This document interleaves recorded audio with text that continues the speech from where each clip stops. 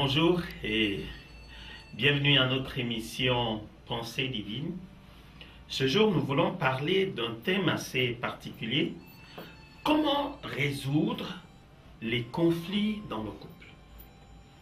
Comment résoudre les conflits dans le couple? Permettez-moi pour introduire ces quelques éléments de réponse, de lire avec vous ce texte de Matthieu chapitre 5, versets 23 à 24. Il est écrit, je veux lire, « Si donc tu présentes ton offrande à l'autel, et que là tu te souviennes que ton frère a quelque chose contre toi, laisse là ton offrande devant l'autel, et va d'abord te réconcilier avec ton frère, puis viens présenter ton offrande. » Amen. Nous parlons donc de comment résoudre les conflits dans le couple.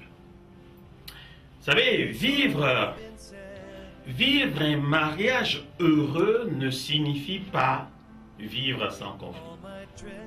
Vivre un mariage heureux ne signifie en aucun cas vivre sans conflit. Voyez-vous, tous les couples connaissent des conflits. Et donc le problème, comme disait quelqu'un, ce n'est pas d'avoir les conflits. Le problème, c'est de savoir comment résoudre les conflits quand ils se présentent.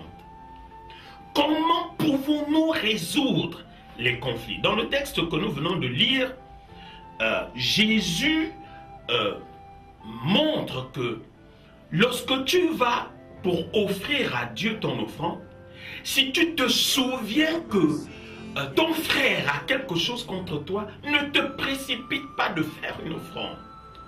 Parce que cela ne sera pas agréable à Dieu. Règle d'abord le conflit que tu as avec ton frère. Et la question c'est comment pouvons-nous régler les conflits avec le frère ou la sœur dans le foyer?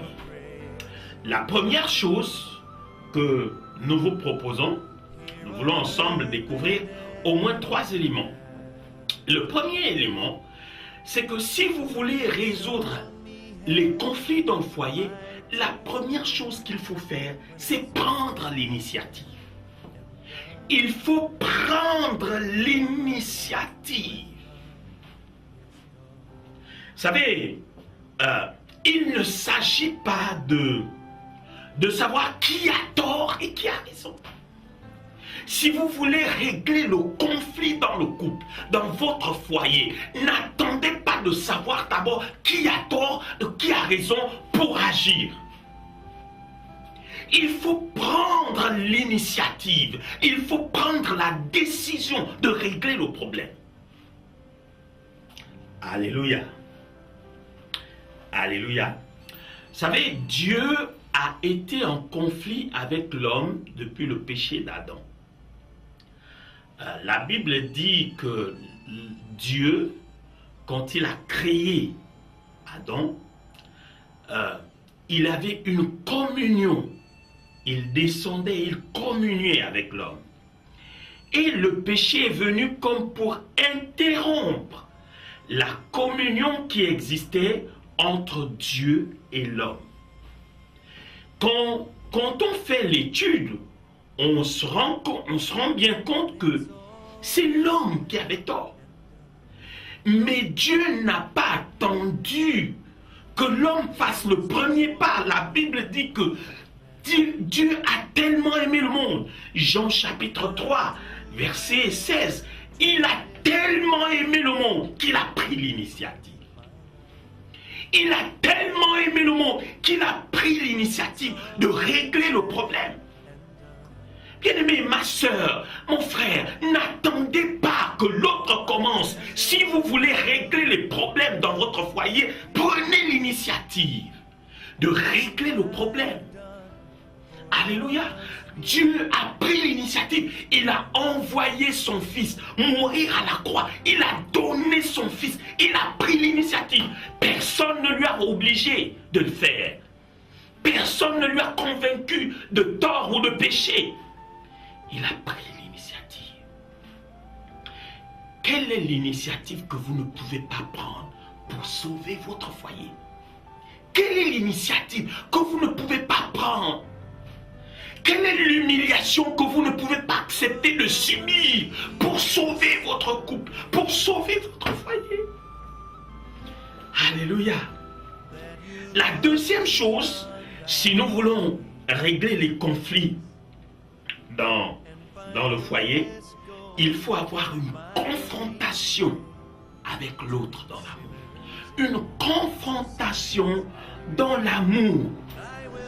Bien-aimés, je voudrais vous dire, bien-aimés, ne vous couchez pas avec la colère. Ne vous couchez pas. La Bible dit que le soleil ne se couche pas sur ta colère.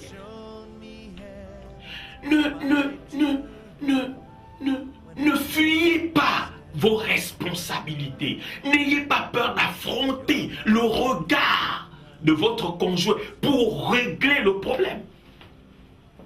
Ne fuyez pas dans l'alcool, aux réunions des parents d'élèves. Non, allez affronter la difficulté. Alléluia. C'est très important. Si nous voulons régler les conflits dans le foyer, nous avons la responsabilité d'affronter le regard de l'autre, d'affronter la pensée de l'autre. Et c'est important que nous le fassions avec amour. C'est important que nous le fassions dans la crainte de Dieu. Sachez que si vous choquez l'autre, l'autre un jour vous choquera aussi. Mais si vous savez que vous êtes aussi vulnérable, vous devez le faire avec amour. La confrontation doit se faire dans la douceur. Et c'est ce que la Bible nous recommande, de régler avec douceur. Alléluia. Alléluia. C'est très important. Galates chapitre 6, verset 1, il dit de le faire avec douceur. Que la douceur soit notre partage. Dans nos relations, la douceur doit être notre partage. Et enfin, il faut pardonner et savoir demander pardon. Si nous voulons régler les conflits dans le foyer, c'est important de dire « je te pardonne » et de dire « pardonne-moi ». Voyez-vous, Colossiens chapitre 3, verset 13. La Bible dit « supportez-vous les uns les autres ». Et s'il y a des égarements, pardonnez-vous réciproquement.